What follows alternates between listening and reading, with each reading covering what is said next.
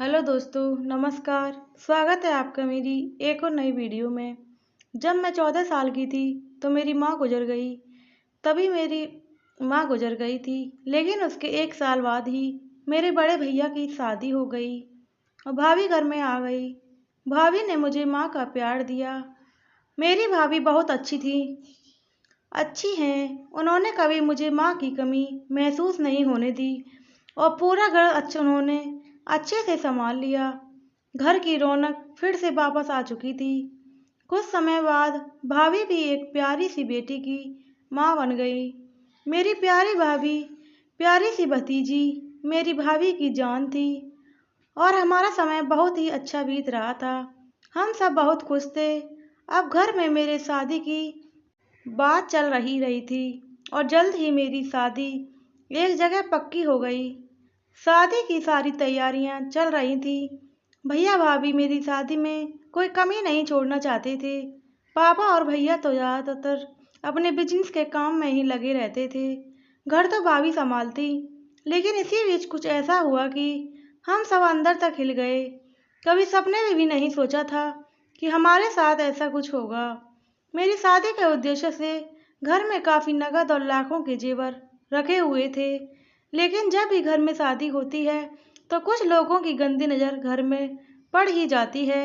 वैसे भी हमारा अच्छा खासा बिजनेस है, इसलिए लोगों को अंदाज़ा था कि इनके घर के शादी के लिए अच्छा खासा जेवर और कैश होगा। और एक दिन रात में डोर बेल बजी। दरवाज़ा भैया ने खोला। भैया ने जैसे ही दरवाज़ा खोला, 3-4 लोग जिन्होंने मंकी कैप पहने रखे थे एकाएक घर में घुस गए। उन्होंने भैया के सिर पर बंदूक के कुंडे से वार कर दिया। भैया को संभलने का बिल्कुल मौका नहीं मिला था और वह वहीं बेहोश होकर गिर गए। हमें भी कुछ समझ में नहीं आया। मैं और मेरी भतीजी अपने रूम में मस्ती कर रहे थे। भाभी किचन में कुछ काम कर रही थी और पापा अपने रूम में थे। सारे जीवर और कैश पापा के ही रूम में रखा हुआ था, जो बाहर डकैतों को बहुत अच्छे से पता थी। शायद उन्होंने अच्छे से रेकी की थी। भाभी किचन में कुछ भी सुन नहीं पाई और अपने काम में लगी थी। उधर मैं और मेरी भतीजी भी लाउड म्यूजिक चलाकर अपनी मस्ती में लगे थे, तो हमें कुछ भी नहीं पता चला। उन लोगों ने बहुत फुर्ती से किचन की स्लाइड डोर बाहर से लगा दी और भाभी किचन में ही बंद हो गईं। हमारे कमरे की कुंडी भी उन लोगों ने बाहर से लगा दी और हम दोनों अपने कमरे में बंद हो गए। भैया बाहर बेहोश पड़े थे। सारे के सारे पापा के रूम में घुस गए और सारा जेवर और कैश ले लिया। फिर पापा को भी धक्का मारकर कमरे में बंद कर दिया। पापा का मोबाइल फ़ोन भी उन्होंने छीन लिया। मेरा मोबाइल फ़ोन बाहर चार्जिंग में लगा हुआ था और भाभी का मोबाइल फ़ोन भी उनके कमरे में था। हम किसी से कांटेक्ट नहीं कर सकते थे। भाभी ने किचन से बाहर देखा तो भैया हॉल में बेहोश पड़े थे और उनके सिर से खून बह रहा था। भाभी बहुत ज़्यादा घबरा गईं। उन्हें कुछ भी समझ में नहीं आ रहा था। वह ज़ोर ज़ोर से चिल्ला रही थीं। पापा और हम दोनों भी अपने कमरे में थे। हमारे कमरों की कोई भी खिड़की हॉल की तरफ नहीं खुलती थी, तो हम बाहर क्या हो रहा है और कुछ नहीं देख पा रहे थे। बस भाभी ही थी जो किचन से बाहर हॉल का सारा कुछ देख सकती थी। किचन में एक बहुत हल्का सा सेपरेटर लगा हुआ था, जिसे उन्होंने लॉक किया था, जो कि बहुत ज़्यादा मजबूत नहीं था। उसे बस इसलिए लगाया गया था कि अगर कभी किचन से बहुत धुआं या कोई महक आ रही हो तो वह हॉल तक ना जाए, उसे बंद कर दिया जाए। कैश लूटने के बाद सारे डकैत तेजी से बाहर की तरफ भागने लगे, लेकिन हम बुआ भतीजी की जोर जोर से रूम से चिल्ला रहे थे। एकाएक उनके दिमाग में पता नहीं क्या आया कि उन्होंने हमारा रूम खोल दिया और हम दोनों को भी पकड़कर ले जाने लगे। अब तो हमारी हालत खराब हो चुकी थी। उन लुटेरों की नीयत हम दोनों बुआ भतीजी के ऊपर खराब हो चुकी थी और उन्होंने हम दोनों को खींचकर गाड़ी में बिठा लिया। हम दोनों चिल्ला रहे थे। भैया बेहोश पड़े थे। पापा रूम में थे। वह हमें देख नहीं पा रहे थे।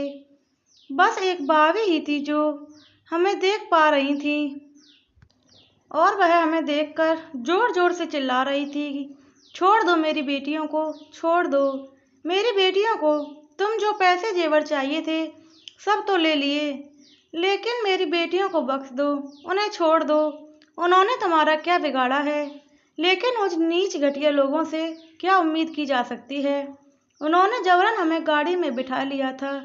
हमारा घर शहर से थोड़ा बाहर की तरफ पड़ता है, जहाँ काफ़ी दूर दूरी पर घर बने हुए हैं, इसलिए किसी को भी पता नहीं चला था कि हमारे घर में क्या हो रहा है।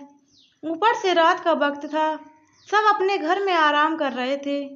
ठंड का दिन था, सिर्फ एक भाभी ही सारा कुछ देख रही थी और कैसे सब कुछ बिखर रहा है, उन्हें कुछ भी समझ में नहीं आ रहा था। वह जोर जोर से किचन का स्लाइडर डोर खींचने लगी और धक्का देने लगी, लेकिन लुटेरे आश्वस्त थे कि वह बाहर नहीं आ पाएगी, और अगर आ भी गई तो उनका क्या बिगाड़ पाएगी। एकाएक भाभी जय माता दी चिल्लाते जोर से दम लगाया और किचन का स्लाइडर खुल गया और भाभी किचन से बाहर आ गईं।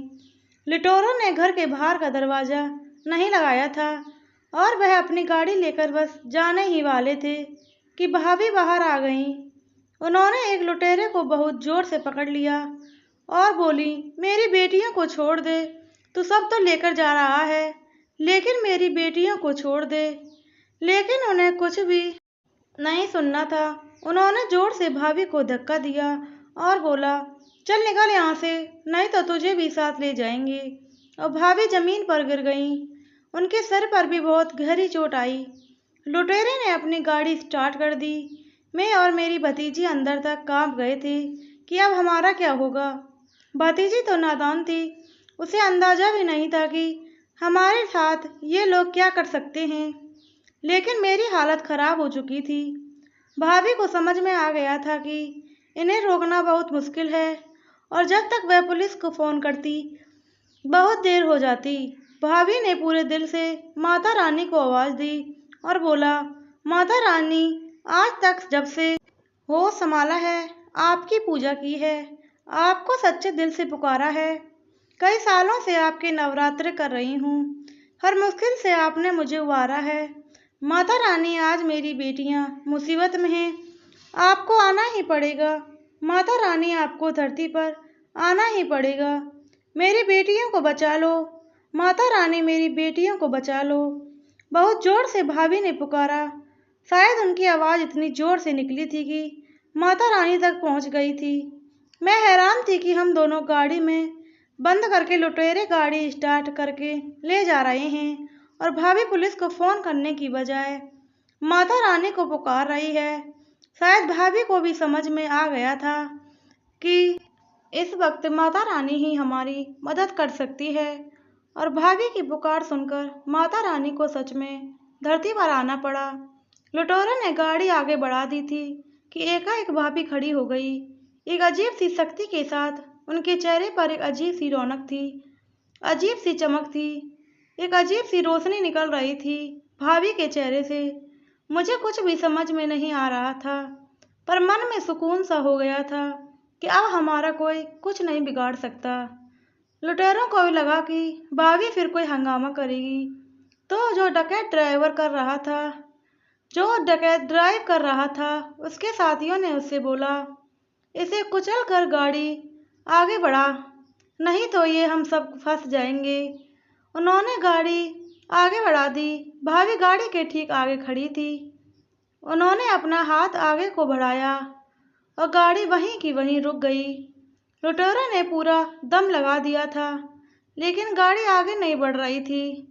भाभी अजीब सी नज़रों से लुटेरों को घूर रही थी और बोल रही थी, आज तुम जैसे पापियों का अंत निश्चित है। लुटेरों को कुछ भी समझ में नहीं आ रहा था।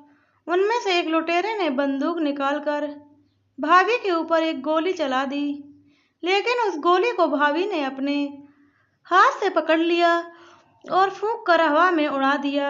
लुटेरों को समझ में आ गया था कि भाभी के अंदर माता रानी समा चुकी है और अब उनकी खैर नहीं है। एक लुटेरे ने गाड़ी की खिड़की खोलकर मेरी भतीजी को खिड़की से बाहर फेंक दिया कि शायद अपनी बेटी को पाकर भाभी शांत हो जाएं। भाभी ने अपनी बेटी को एक हाथ से गोद में उठा लिया और दूसरे हाथ से गाड़ी को रोके रहा। लुटेरों को कुछ समझ में नहीं आ रहा था। वह गाड़ी छोड़कर बाहर निकले और बोले, भागो यहाँ से, नहीं तो हमारा मरना तय है। लुटेरे गाड़ी से निकलकर तेजी से भागने लगे, लेकिन भाभी ने अपनी आग बरसाती हुई आंखों से लुटेरों की ओर देखा और लुटेरों की हिम्मत नहीं पड़ी आगे भागने की। वे सारे के सारे वहीं जड़ हो गए थे। चारों लुटेरों को किसी अनजान शक्ति ने रोक लिया था। पता नहीं कौन सी शक्ति आ गई थी भाभी के अंदर कि सारे लुटेरे पेड़ों में पड़ गए और सारे पैसे और नगद वहीं रख दिए और बोले, माता रानी हमें माफ़ कर दो, हमसे बहुत बड़ी गलती हो गई। हम जिंदगी में कभी दोबारा ऐसी गलती नहीं करेंगे। हमने बहुत बड़ा पाप किया है, हमें माफ़ कर दो। माता रानी हमें माफ़ कर दो, हमें माफ़ कर दो। भाभी की बेटी जोर जोर से चिल्ला रही थी, मम्मी मम्मी आपको क्या हो गया? मम्मी। तब तक मैं भी गाड़ी से बाहर आ गई थी। मैं भी भाभी को जोर जोर से हिलाने लगी, भाभी माँ होश में आओ, आपको ये क्या हो गया? भाभी माँ होश में आओ। भाभी मेरी और अपनी बेटी की तरफ से प्यार भरी नज़रों से देखे जा रही थी। उनका ध्यान अब लुटेरों पर बिल्कुल नहीं था। लुटेरे इसका फ़ायदा उठाकर वहाँ से भागने लगे और मेरी भाभी माँ कभी मुझे और कभी अपनी बेटी को देख रही थी। मुझे कुछ समझ में नहीं आ रहा था, मैं भाभी को होश में कैसे लाऊं। मैंने बहुत ज़ोर से बोला, माँ माँ, आपकी बेटी ठीक है। माँ, आपकी दोनों बेटियाँ लुटेरों के चुंगल से निकल गई हैं। माँ, आपने उन्हें बचा लिया है। माँ, देखिए हम आपके सामने खड़े हैं, हम बिल्कुल सही सलामत हैं। माँ, कहकर मैं भाभी को हिलाती रही। एकाएक भाभी बेहोश होकर गिर पड़ी। मैंने जल्दी से अपनी भतीजी को बोला, घर से पानी लेकर आ, और वह दौड़कर घर से पानी लेकर आई। मैंने भाभी के ऊपर पानी डाला। भाभी होश में आई और हम दोनों को सीने से लगाकर रोने लगी और बोली, तुम दोनों ठीक हो, तुम दोनों बच गए, वह लोग भाग गए। मैंने बोला, हाँ भाभी, हम सब ठीक हैं। तब तक भैया को भी होश आ चुका था और उन्होंने पापा के रूम का दरवाज़ा खोल दिया था। पापा और भैया भी बाहर आ चुके थे। किसी को कुछ समझ में नहीं आ रहा था कि क्या हुआ है और लुटेरे कैसे भाग गए, लेकिन मैंने और मेरी भतीजी ने जो देखा था उसे हम जिंदगी भर नहीं भूल सकते थे। भाभी को खुद नहीं पता था कि उनके अंदर माता रानी समा गई थी अपनी बेटियों को बचाने के लिए। थोड़ी देर बाद जब हम सब थोड़ा सामान्य हुए तो मैंने घर में आप सबको सारी घटना बताई, लेकिन हमारी बातों पर पापा और भैया, यहाँ तक कि भाभी को खुद भी बिल्कुल यकीन नहीं हो रहा था कि ऐसा कुछ हो सकता है। लेकिन मैंने और मेरी भतीजी ने सब कुछ आंखों से देखा था और हमें माता रानी के साक्षात दर्शन हुए थे, अपनी भाभी के रूप में, हमारी माँ के रूप में। हमारे घर में सीसीटीवी कैमरे भी लगे हुए हैं। भैया ने बोला, चलो कैमरा चेक करते हैं और जो कुछ भी हुआ है सब उसमें रिकॉर्ड हुआ होगा और फिर पुलिस को भी तो बुलाना होगा। भले डकैत कुछ लूट कर नहीं ले जा पाए, लेकिन पुलिस कंप्लेंट तो करनी ही पड़ेगी और सबूत के लिए हमारे पास कैमरे की रिकॉर्डिंग तो होगी ही। साथ में तुम जो बोल रही हो वह सब भी उसमें रिकॉर्ड हुआ होगा। भैया ने जब रिकॉर्डिंग चेक की तो सब हैरान हो गए। रिकॉर्डिंग में बस वहीं तक की थी जब लुटेरों ने हमारे घर की कॉल बेल बजाई थी। उसके आगे की कोई भी रिकॉर्डिंग इसमें कैप्चर नहीं हुई थी। आगे के 1 घंटे की रिकॉर्डिंग ब्लैक थी, जबकि कैमरा बिल्कुल सही था। किसी को कुछ समझ में नहीं आ रहा था, लेकिन हाँ, इतना अंदाज़ा तो पापा भैया को भी हो चुका था, कुछ तो अविस्मरणीय, अद्भुत, ईश्वर का चमत्कार घटित हुआ है।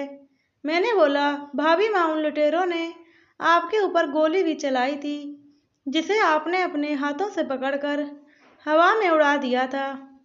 कहकर भाभी माँ का हाथ खोल दिया। मैंने जिस हाथ से उन्होंने गोली पकड़ी थी, उस हाथ पर उस जगह एक त्रिशूल का निशान उभर आया था, जो कि आज तक मेरी भाभी माँ के हाथों पर है और यह माता रानी के आने का साक्षात सबूत था।